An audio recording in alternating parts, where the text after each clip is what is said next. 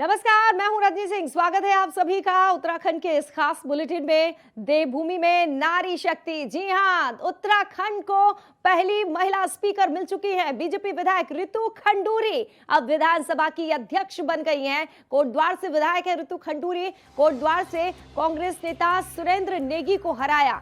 उत्तराखंड की राजनीतिक इतिहास में बीजेपी ने नया अध्याय जोड़ा है। प्रदेश को रितु खंडूरी के रूप में पहली महिला स्पीकर मिली है। रितु पूर्व मुख्यमंत्री भुवन चंद्र खंडूरी की बेटी हैं। राज्य गठन के बाद से यह पहला मौका होगा जब कोई महिला विधायक विधानसभा अध्यक्ष के रूप में चुनी गई है। कोटद्वार से चुनाव जीतने के बाद से ही उनका नाम पहले मुख्यमंत्री और फिर मंत्री पद के लिए चल रहा था। हालांकि सीएम और मंत्री पद की रेस से रितु बाहर हो गई, पर महिलाओं ने जिस तरह से बड़ी संख्या में बीजेपी को समर्थन दिया और राजनीतिक क्षेत्र में उनके परिवार के योगदान को देखते हुए उनको स्पीकर पद के लिए सबसे प्रबल दावेदार माना जाने लगा। 24 मार्च को नामांकन करने के बाद उन्होंने राज्य की जनता की अपेक्षाओं एवं आकांक्षाओं के अनुरूप कार्य करेंगी, ये बातें कही और कहा कि सदन की संसदीय परंपराओं के निर्वहन का आश्वासन वो देती हैं। इसके साथ उन्होंने विपक्षी दलों को भरोसा दिया कि वो दलगत राजनीति से ऊपर उठकर काम करेंगी और पद की गरिमा का पालन करेंगी।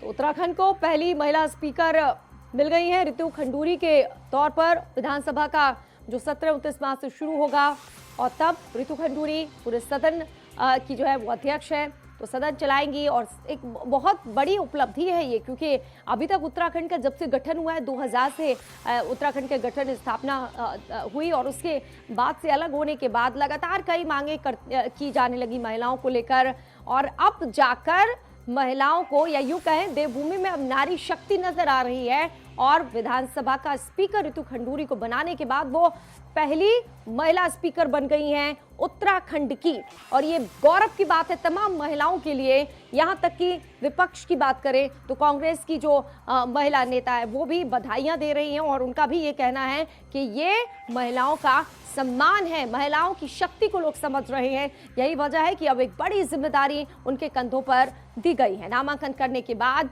आज क्योंकि कोई और नहीं था और किसी और ने नामांकन नहीं किया था, तो निर्विरोध चुनी गई है रितु खंडूरी।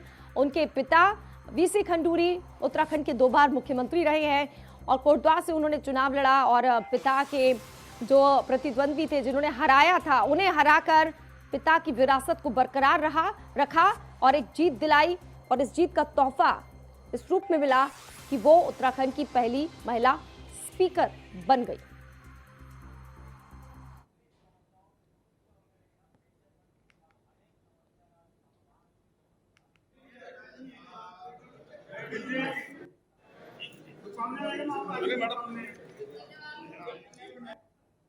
तो देवभूमि में नारी शक्ति। अब आपको बताते हैं रितु खंडूरी के बारे में कुछ जानकारी है उत्तराखंड की। वो पहली स्पीकर बन गई हैं। अब नाम रितु खंडूरी का इतिहास में दर्ज हो गया है। रितु खंडूरी का जन्म नैनीताल में हुआ 29 जनवरी को।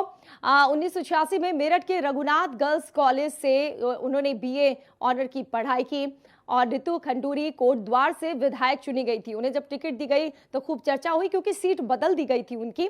कोटद्वार से कांग्रेस के कद्दावर नेता सुरेंद्र सिंह नेगी को उन्होंने हराया। कोटद्वार से सुरेंद्र नेगी को हराकर पिता की हार का बदला लिया, क्योंकि सुरेंद्र नेगी ने उनके पिता को हराया था, वीसी खंडूरी को। पिता वीसी खंडूरी 2 बार उत्तराखंड के मुख्यमंत्री रहे और अब बेटी स्पीकर।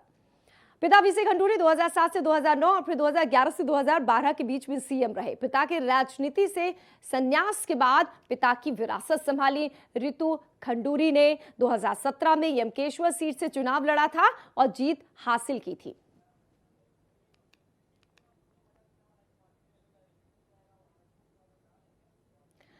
वहीं नारी शक्ति को तमाम लोग नमन कर रहे हैं और बधाइयां भी दे रहे हैं। मुख्यमंत्री पुष्कर सिंह धामी ने रितु भूषण खंडूरी को उत्तराखंड की पहली महिला अध्यक्ष बनने पर बधाई दी है। उन्होंने कहा कि महिला को विधानसभा अध्यक्ष बनवाकर बीजेपी ने महिलाओं का सम्मान किया है। उन्होंने स्पीकर के पद को महत्वपूर्ण बताते हुए कहा कि विधानसभा की ये सभी कार्यवाही उन्हें नियमों के मुताबिक संचालित करना होगा।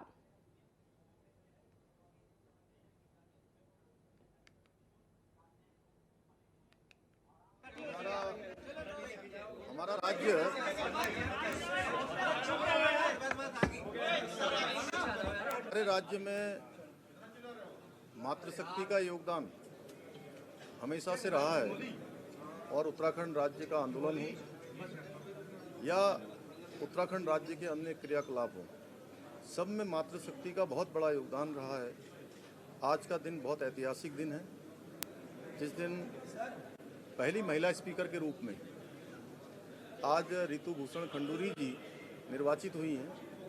उनके नेतृत्व में निश्चित रूप से मातृशक्ति, नौजवान शक्ति और उत्तराखंड के हर क्षेत्र में सभी को आए हुए हमारे निर्वाचित जितने भी सदस्य हैं उनको भी सबको एक मौका मिलेगा, सबको काम करने का अवसर मिलेगा।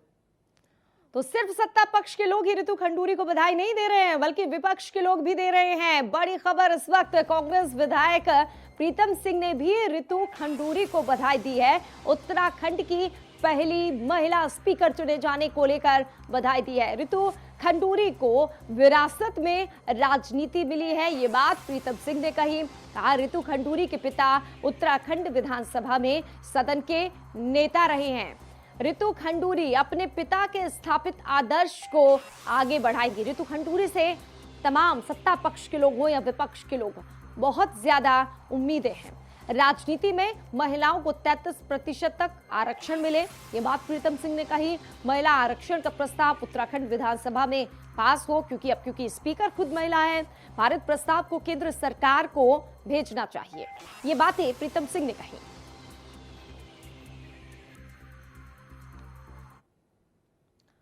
वहीं कांग्रेस नेता यशपाल आर्य ने रितु खंडूरी के स्पीकर चुने जाने पर उन्हें बधाई दी। उन्होंने रितु खंडूरी को शुभकामना देते हुए कहा कि रितु खंडूरी लोकतांत्रिक मर्यादाओं और परंपराओं का निर्वहन करते समय बहुआयामी प्रतिभा को प्रदर्शित करेंगी।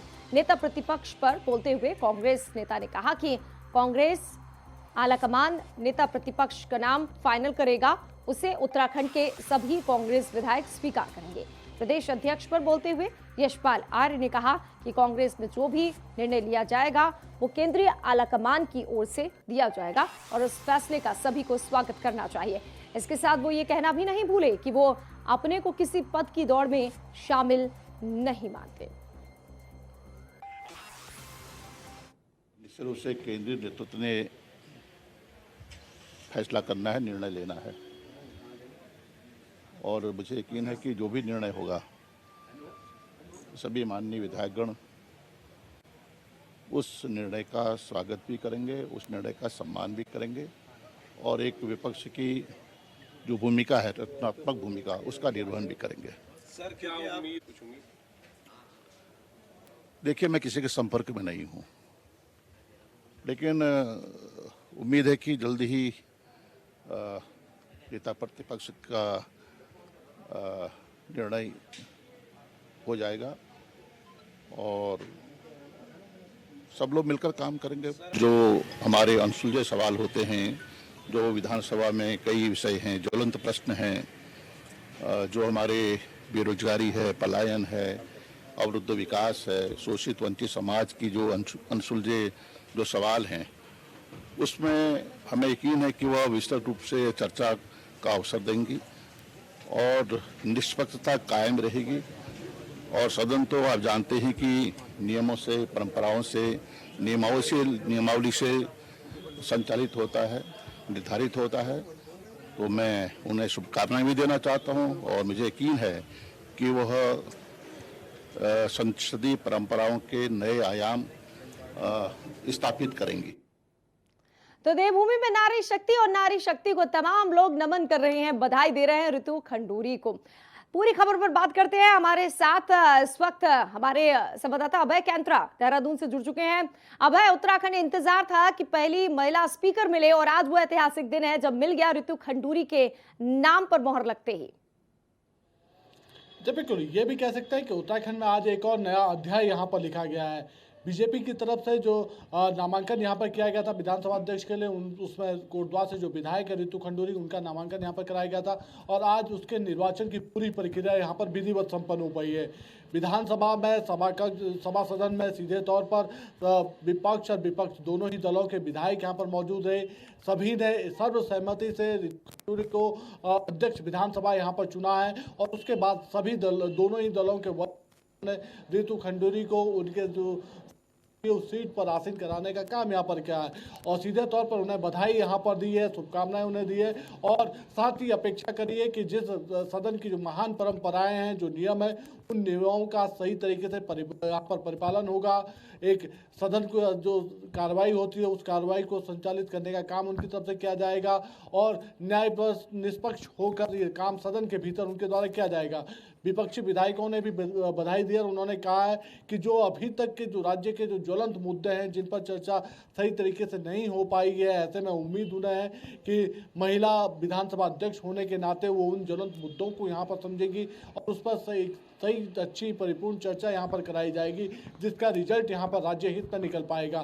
सत्ता पक्ष की तरफ से विधायकों ने अपनी शुभकामनाएं देते हुए कहा कि जो उनको राजनीति जो विरासत में मिली है उस विरासत की राजनीति का सही तरीके से यहाँ पालन करेंगी या सदन की परंपराओं को सदन को चलाने का काम करेंगी।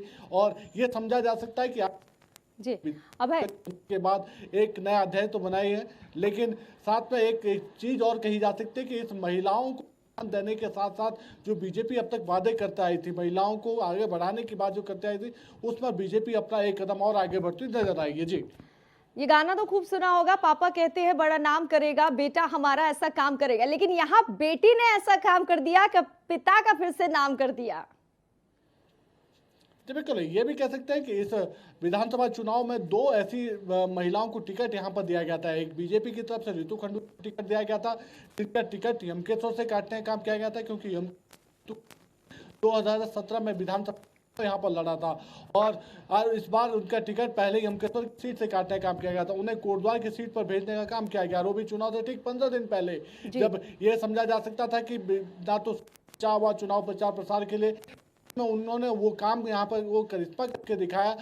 कांग्रेस को जिसकी अपेक्षा थी, जिसको उम्मीद भी नहीं थी, उसी तरीके से ये कह सकते हैं कि हरिद्वार कांग्रेस ने भी वही काम यहाँ पर किया। हरीश रावत मुख्यमंत्री, उनकी बेटी अनुपमा को वहाँ पर टिकट दिया और अनुपमा ने भी रितु ही तर्ज पर अपने पापा के हार बदला लिया, दोनों ही नेताओं को। यानी 2012 में जो विधानसभा सीट थी, उस विधानसभा सीट पर पूर्व मुख्यमंत्री जनरल बीसी खंडूरी चुनाव हारे थे, उस हार का बदला 2022 में, यानी 10 साल बाद 2022 में उनकी बेटी रितु खंडूरी ने यहाँ पर लिया। कांग्रेस के उस दिग्गज नेता को हराने का काम किया जिन्होंने उनके पापा को यानी पूर्व मुख्यमंत्री को हराने का काम वहाँ पर किया था। और हरिद्वार की ग्रामीण सीट पर भी ये चीज लेकिन रितु खंडूरी को इसलिए भी समझा जा सकता है कि आज उत्तराखंड विधानसभा की पहली महिला अध्यक्ष यहाँ पर बन गई है और जिस प्रकार से उनका कामकाज का जो तरीका रहा है, जिस प्रकार से चर्चाओं में बोलने का उनकी भागीदारी रही है, उसके साथ साथ अंदाजा लगाया जा सकता है कि उत्तराखंड में महिलाओं के उत्थान से, महिलाओं की शिक्षा को लेकर और राज्य के जो दूरस्थ अंचल हैं उन क्षेत्रों में जो विकास के अभी तक नहीं पहुंचा है, उस विकास को लेकर उस सरकार को सचेत करने का अभय रोक रहे हैं। सुरेंद्र जी हमारे साथ जुड़ गए हैं, प्रदेश प्रवक्ता है कांग्रेस के। बहुत बहुत स्वागत है सुरेंद्र जी आपका। नमस्कार, धन्यवाद। उत्तराखंड के लिए आज गौरव की बात है कि देवभूमि में अब नारी शक्ति को नमन हो रहा है और पहली महिला स्पीकर मिली है। प्रतिक्रिया सर आपकी। नारी शक्ति को प्रणाम करते हैं, नमन करते हैं। मातृ शक्ति ने उत्तराखंड को बनाया था और राज्य को पहली महिला स्पीकर मिली है, हम उनको भी बधाई देते हैं। तमाम महिला जगत को भी बधाई है कि इतिहास बना है और उत्तराखंड राज्य को पहली विधानसभा अध्यक्ष के रूप में एक महिला मिली है, रितु खंडूरी जी, हम उनको बधाई देते हैं। बिल्कुल, तमाम लोग बधाई दे रहे हैं। क्या उम्मीदें हैं अब रितु खंडूरी से, क्योंकि जब कोई अध्यक्ष बनता है सदन को चलाना इतना आसान नहीं होता है। नहीं, अध्यक्ष के नाते उनके ऊपर निश्चित रूप से बहुत भारी जिम्मेदारी है और हमें पूरा विश्वास है उस जिम्मेदारी का निर्वहन वो बहुत बढ़िया तरीके से करेंगे। हमारी शुभकामनाएं हैं उनको। सुरेंद्र जी, आप क्योंकि इतिहास की बात हो रही है, इतिहास तो रच दिया गया, आप भी मान रहे हैं ये, तो कांग्रेस की तरफ से क्या ऐसा कोई इतिहास या नारियों को लेकर कोई सम्मान या कोई बड़े पद पर, क्योंकि आपके यहाँ भी अभी 2 पदों को लेकर चर्चा खूब चल रही है, प्रदेश अध्यक्ष और नेता प्रतिपक्ष। देखिए, हमेशा आशावादी होना चाहिए, अच्छी संभावनाओं की उम्मीद करनी चाहिए और हमें लगता है तो महिलाओं के लिए और संभावनाओं के द्वार खुलेंगे। तो आपको लग रहा है कि इस बार मौका मिलना चाहिए? हालांकि इंदिरा हृदय रही है नेता प्रतिपक्ष, लेकिन अगर इस बार हाँ संभावनाओं के द्वार खुलेंगे, ये हमारा मानना है। तो ऐसा आप लोगों की तरफ से कहा जा रहा है या नहीं, मतलब प्रस्ताव आगे बढ़ाया जा रहा है? मैंने कहा ना, संभावनाओं के नए द्वार खुलेंगे, ऐसी उम्मीद हम सबको है, ऐसी आशा हम सबको है। सर बहुत बहुत शुक्रिया सुरेंद्र जी हमसे बातचीत करने के लिए। तो कांग्रेस की तरफ से संभावनाओं के द्वार खुले हुए हैं, अब क्या उस द्वार से निकलकर कोई और महिला आगे बढ़ेगी, वो द्वार क्या खुल पाएगा कांग्रेस का, इसका सबको इंतजार होगा, क्योंकि रितु खंडूरी पहली महिला स्पीकर बन गई हैं उत्तराखंड की।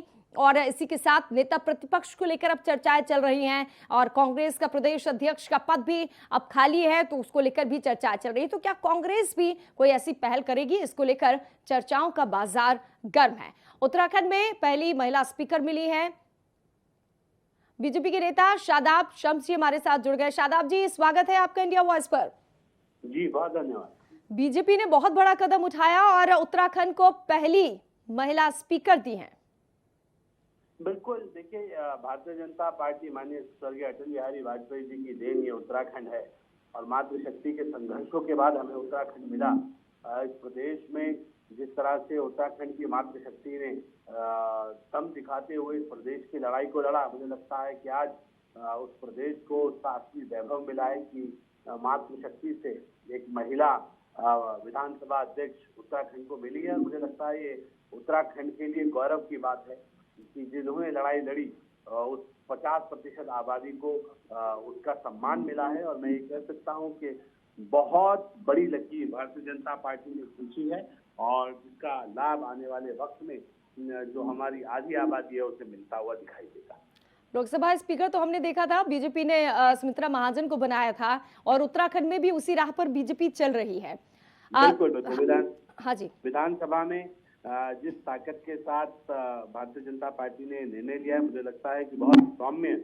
और जनरल खंडूरी की आप सपुत्री हैं और आप 5 साल हमारी विधायक रही हैं जमशेदपुर से और अब महिला मोर्चा भारतीय जनता पार्टी के प्रदेश अध्यक्ष भी थी। और मुझे लगता है कि बड़ा आपने संगठन को समझा है, आपने अपने पिता से संगठन को चलाना सीखा है, एक फौजी बैकग्राउंड है और एक बहुत मजबूत परिवार से आप आती हैं। एक बड़ा जिम्मेदार और प्रतिष्ठित परिवार है जहां से आप आती हैं। और मैं ये कह सकता हूं कि एक बहनों को एक मजबूत लड़ाई लड़ते हुए दिखाई देंगी आप और ये उम्मीद होगी कि बहनों को ज्यादा से ज्यादा हक मिल सके, आने वाले समय में ज्यादा से ज्यादा सम्मान उत्तराखंड की मातृशक्ति के हिस्से में आए। इस दिशा में काम करते हुए आपको रितु खंडूरी जी दिखाई देंगी, ऐसा हम सबका मानना है।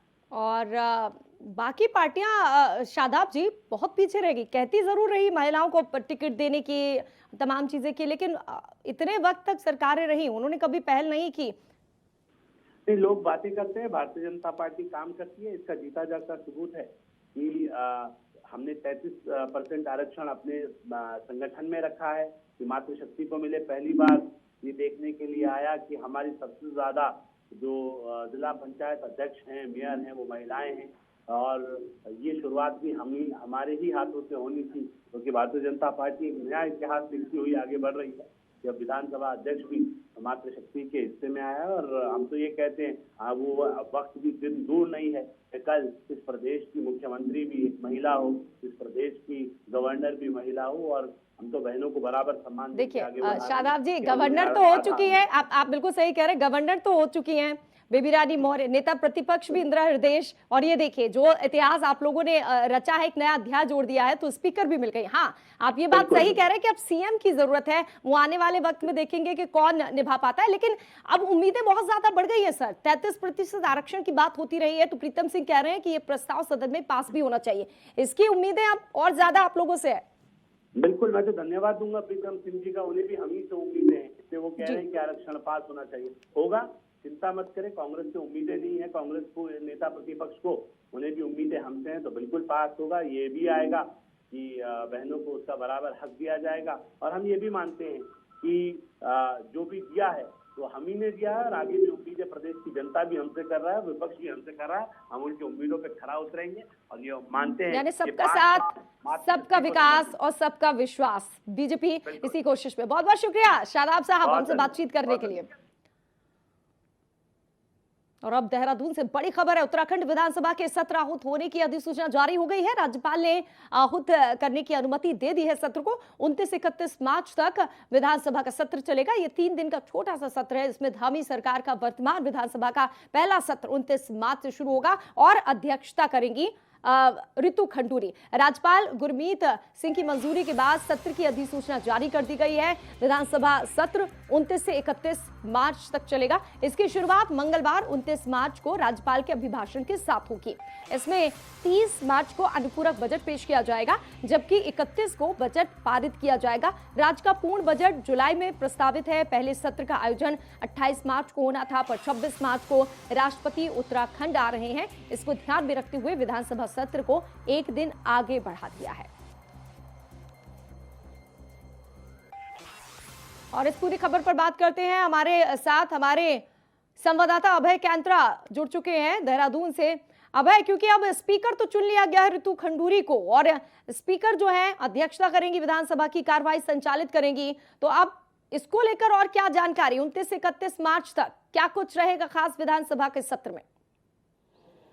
देखो, सबसे बड़ी बात यह है कि 29 से 31 मार्च का 3 दिवसीय विधानसभा का सत्र आहूत हो रहा है। ये धामी सरकार का जो पार्ट 2 जो शुरू हुआ है, उस पार्ट 2 सरकार का कह सकते हैं कि पहला विधानसभा सत्र होगा, जिसमें सरकार की तरफ से लेखानुदान बजट यहाँ पर पेश किया जाएगा। और यह बजट आगामी 4 माह के लिए पेश होगा। लगभग 20 से 21 हज़ार करोड़ का बजट यहाँ पर सरकार के द्वारा पेश किया जाएगा, क्योंकि अभी सरकार अभी अस्तित्व में आई है। तो ऐसे में पूर्ण उन चीज़ों का यहाँ पर विश्लेषण करना चाहते हैं, जिसमें थोड़ा बहुत समय यहाँ पर लग सकता है। यही वजह रही कि सरकार की तरफ से सिर्फ 4 माह का एक अनुदान बजट यहाँ पर लाया जा रहा है, और जुलाई से अगस्त माह के बीच में सरकार एक पूर्ण बजट सत्र यहाँ पर आहूत करेगी। लेकिन तब तक के लिए समझा जा सकता है कि 4 माह का बजट है, और राज्यपाल की मंजूरी इस विधानसभा सत्र के लिए मिल चुकी है। अधिसूचना जारी हो चुकी है। 29 मार्च को राज्यपाल के अभिभाषण के साथ इस बजट सत्र की शुरुआत होगी। 30 मार्च को यहाँ पर बजट विधानसभा के पटल पर रखा जाएगा, जो अनुदान बजट सरकार की तरफ से लाया जा रहा है। 31 मार्च को यहाँ पर चर्चा के बाद इस बजट को पास करने का काम किया जाएगा। तो ये समझा जा सकता है कि छोटे से बजट सत्र में सरकार की तैयारियों का भी एक छोटा बजट सत्र है, लेकिन काम बड़े बड़े होने हैं इसमें। बहुत बहुत शुक्रिया अभय कैंत्रा तमाम जानकारी के लिए। इधर धामी सरकार की नई कैबिनेट में पुराने और नए चेहरों के साथ 8 मंत्री बनाए गए हैं। मंत्री पद की शपथ लेने के साथ ही विभागों के बंटवारे को लेकर भी कयासबाजी का दौर शुरू हो गया है। अब सबकी नजर विभागों के बंटवारे पर लगी है। धामी सरकार में पुराने मंत्रिमंडल के 5 मंत्रियों को फिर से जगह मिली है। ऐसे में कयास लगाए जा रहे हैं कि इन मंत्रियों को पुराने विभागों से ही नवाजा जा सकता है। सतपाल महाराज, फिर से पर्यटन, लोक निर्माण विभाग, संस्कृति धर्मस्व जैसे विभाग दिए जा सकते हैं। वहीं सुबोध उनियाल कृषि मंत्री रह चुके हैं। धन सिंह रावत की बात की जाए, गणेश जोशी और रेखा आर्य, उनको पुराने विभागों की जिम्मेदारी मिल सकती है। रेखा आर्य महिला बाल विकास मंत्री थी, और भी अन्य विभाग थे, मत्स्य विभाग भी था उनके पास। इसके अलावा पिछली विधानसभा के जो अध्यक्ष रहे प्रेमचंद्र अग्रवाल, उन्हें संसदीय कार्य मंत्री का महत्वपूर्ण जिम्मा सौंपा जा सकता है। और नए चेहरों की अगर बात कर ली जाए, सौरभ बहुगुणा और चंदन रामदास को भी इस कैबिनेट में शामिल किया गया है। तो सौरभ को खेल, युवा एवं परिवहन मंत्रालय दिए जाने की संभावना है। वहीं चंदन रामदास को पंचायती राज, पेयजल एवं ग्रामीण विकास जैसे मंत्रालय दिए जा सकते हैं। तो इंतजार होगा कि आखिर किसे कौन सा मंत्रालय दिया जाता है। हर खबर आप तक लगातार पहुंचाते रहेंगे, लेकिन फिलहाल देवभूमि समाचार के इस बुलेटिन में इतना ही। मुझे दीजिए इजाजत, नमस्कार। आगे देखेंगे उत्तराखंड की अब तक की अहम खबरें देवभूमि समाचार।